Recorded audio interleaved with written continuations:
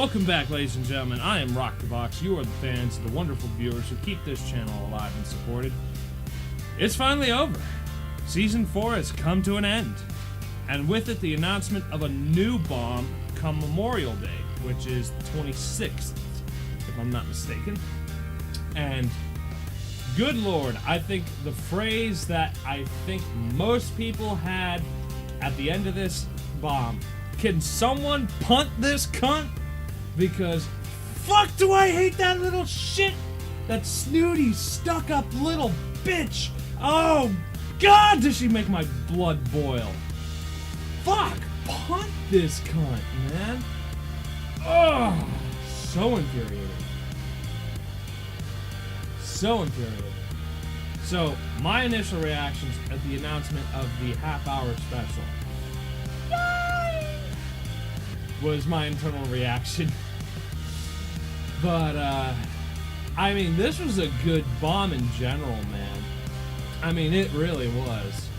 And, fuck. That, yeah, that last episode, I Am My Mother, or I Am My Mom, or whatever it is. That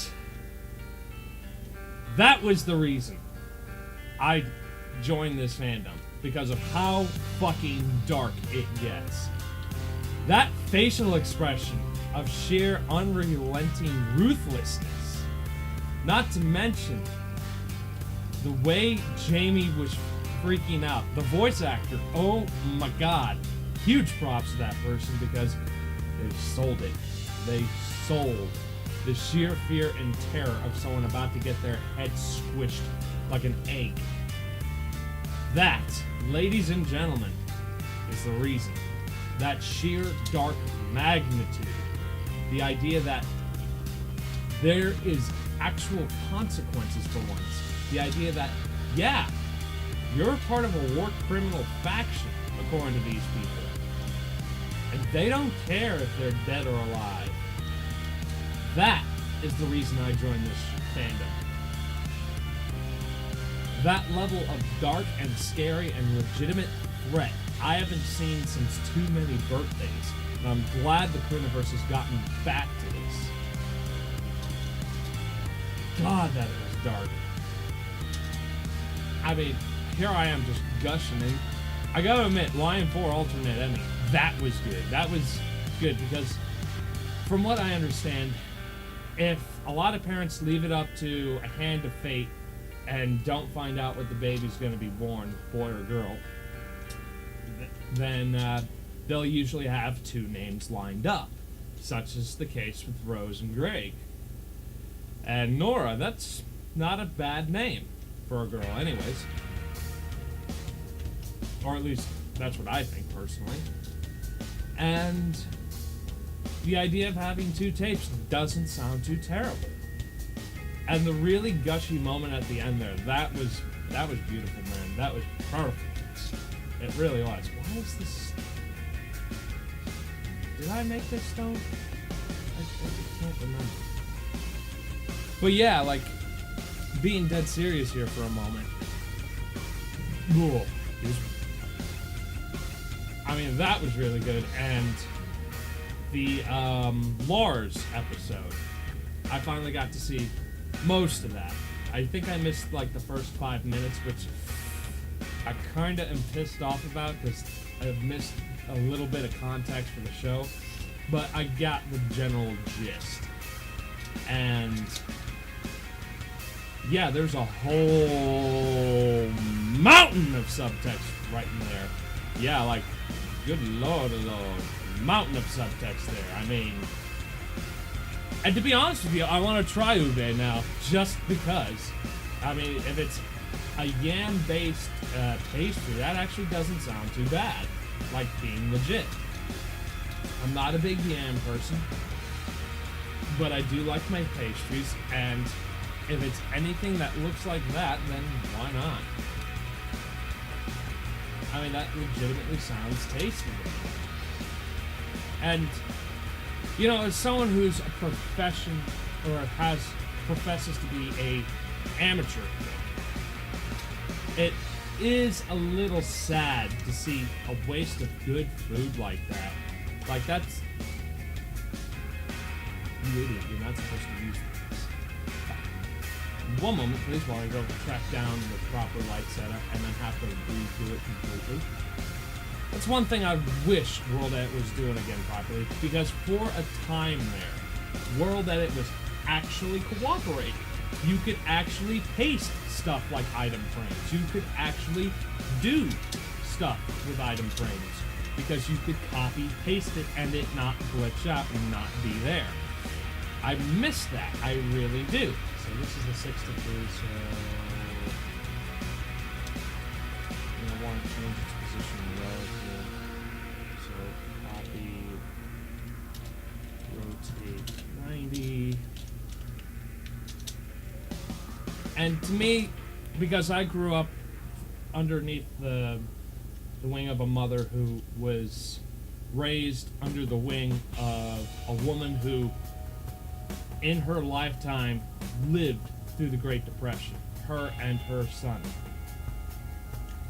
My grandmother, my great-grandmother, she was one of these people who lived through the Great Depression, and she saved fucking everything. I kid you not.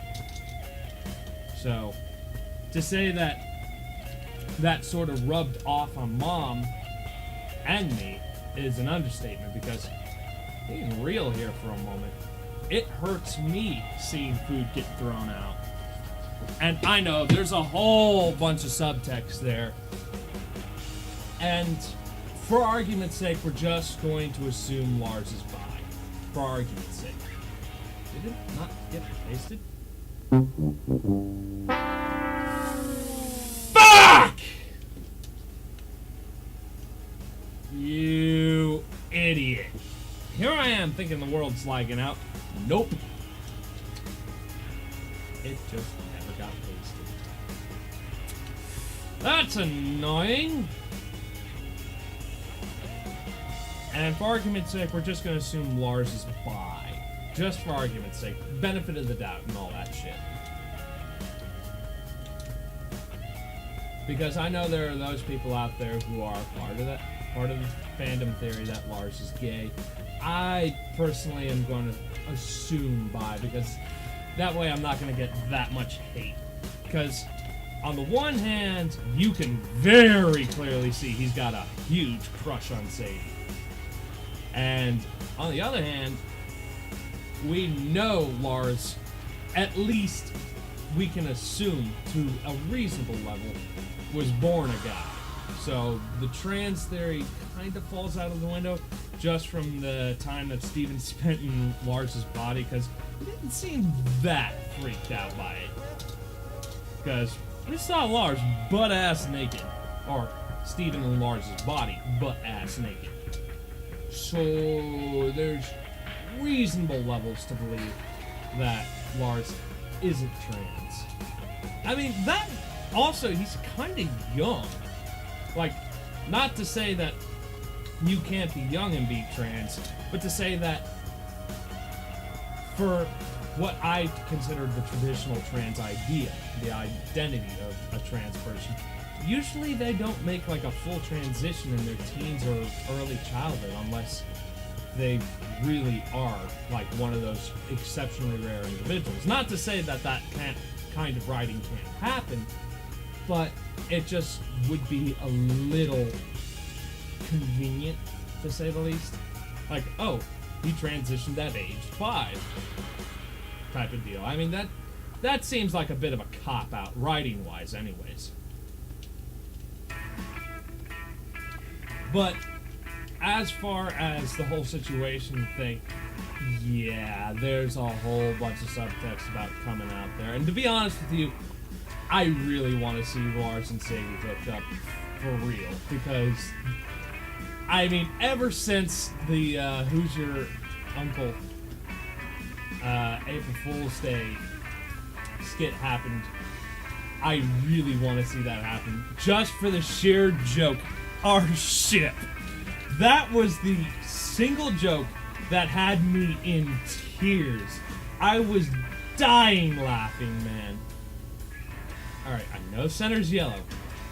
I'm trying to remember. Fuck. That moment when brain.exe fails. Happens to me quite a lot, actually. It's rather annoying. About Lars, the Sadie. Yeah, like, I really, really want to see, like, that become an official ship. And I know a fuck ton of other people are just sitting here dying. Like, please make it an official ship already, you fucking bastards. Just say it. And speaking of Lars, people are probably going to hate on Lars a lot for what happened in the last episode. Let me give you a better context of exactly what happens. That is one of only 2 responses that Lars could have possibly exhibited. It's called the fight or flight reflex. That, what he showed to us, is exactly what happens. You have a 50% chance of saying fuck it, nut up, or shut up, and going balls deep into a battle zone, or saying fuck this shit, nigga, I'm out. So I think Sadie was half expecting that, because yeah, something like that is not to say that Lars is spineless, but I think just the lower part of the brain, the lower part of the human evolution for the human brain, I forget what the fuck it's actually called, the lower functions, I guess. Not lower like lower body like intestines, but like primal functions kicked in and said, you have 2 choices, pick one.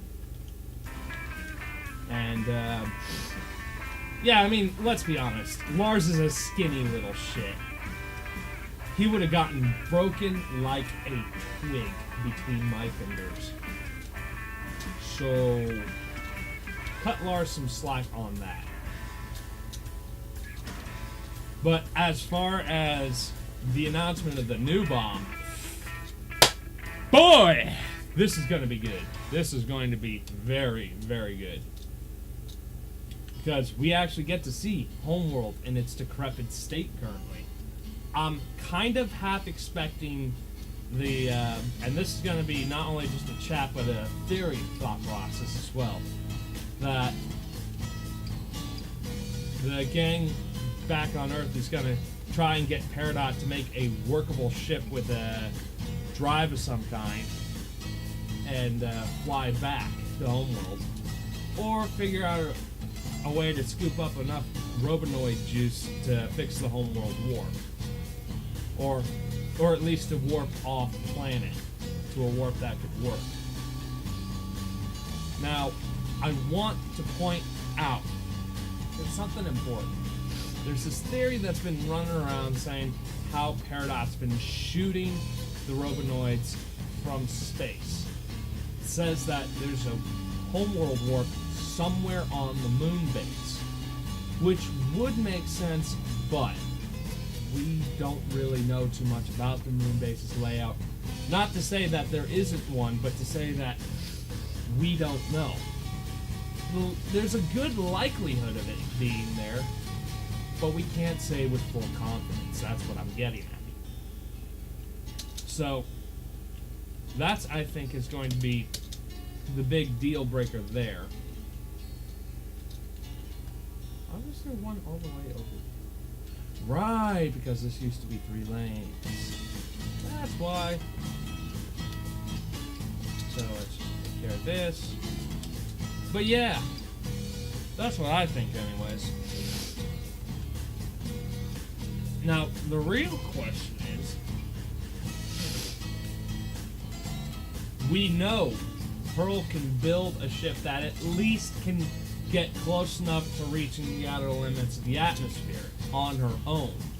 So the idea that Peridot's there with her, the idea is that maybe they get enough parts thrown together from the wreck or other new parts to build a ship big enough to get the gang to the moon, at least. Now, they'd have to bubble Connie Because building a spacesuit, yeah, no, that's not easy. No, I refuse to believe that.